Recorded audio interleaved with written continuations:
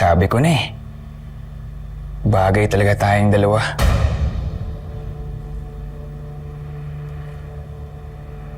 Nung una pa lang kita makita sa mga pinapost mong videos, alam ko na ikaw na yung para sa akin. Alam ko nahihiya ka lang. Pero gusto mo din ako. Kitang-kita ako sa mga mata mo. Pangako, aalagaan kita. Hindi mo na kailangan magtrabaho o pumasok sa school. Dito ka lang. Hindi ka na kailangan lumabas.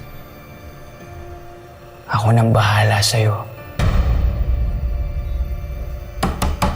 Tanya! Tanya, alam ko nandiyan kayo ng babae mo! Buksan mo to! Buksan mo to! Huwag